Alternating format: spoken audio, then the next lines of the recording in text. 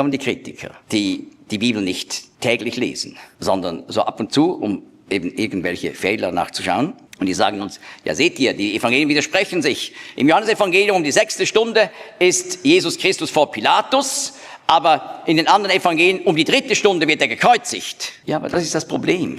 Wenn man so oberflächlich Schnellschüsse macht, dann muss man sich fragen, ja, wie ist das möglich? Und dann, ich habe ja gesagt, im Lateinunterricht habe ich das nicht gelernt. Das musste ich nachher nachholen. Ich musste ganz viel in meinem Leben nachher nachholen, was mir als Teenager noch nicht beigebracht worden war.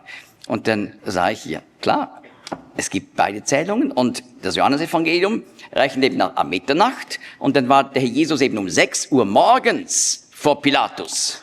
Und danach wurde er zum Tod verurteilt und um 9 Uhr dann gekreuzigt. Aber im Johannesevangelium eben wird am Mitternacht gerechnet, das ist alles korrekt. Und übrigens in Johannes 1, da heißt es doch von 2 Johannesjüngern, die kamen zu dem Herrn Jesus und sagen, wo hältst du dich auf? Er sagt, typische rabbinische Wendung übrigens, komm und sieh, kommt und seht in diesem Fall.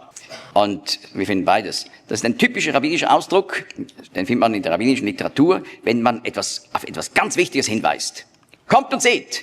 Und dann lesen wir in Johannes 1, sie blieben jenen Tag bei ihm. Es war um die 10. Stunde. Ja, 10. Stunde, 16 Uhr. Gut, und der Tag ist schon fertig um 18 Uhr im Frühjahr. Ja, 2 Stunden, dann kann man nicht sagen, sie blieben jenen Tag bei ihm. Aber 10 Uhr morgens bis 18 Uhr, dann kann man sagen, sie blieben jeden Tag bei ihm. Nicht wahr? Wir haben jetzt auch um 10 Uhr begonnen. Da ist noch nicht gerade der Tag gleich fertig, ja? Also ist es klar, der langen Rede kurzer Sinn, aber das hat sich jetzt gelohnt. Manchmal muss man etwas erarbeiten, ist mühsam. Und dann die Frucht. Der Jesus war um 6 Uhr morgens am Brunnen. Das heißt, er hat eine Nachtwanderung gemacht.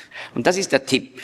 Wenn man eben unbedingt durchs sogenannte besetzte Westjordanland gehen will, da wo es gefährlich ist, warum nicht eine Nachtwanderung? Dann schlafen die mit den Steinen kommen würden. Ja, und so ist der Herr Jesus also mit seinen Jüngern da gewandert und er hat auf den Schlaf verzichtet für diese Frau. Aber gut, das hat er ja auch gemacht für diesen Mann. Nochmals, Johannes 3, Vers 2. Dieser kam zu ihm bei Nacht und sprach zu ihm, Rabbi, wir wissen.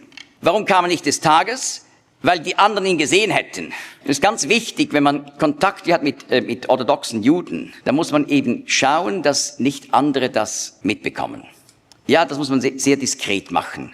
Das spielt eine ganz große Rolle, wenn die beobachtet werden, wie die mit einem sprechen, und dann spricht man über den Messias und so weiter.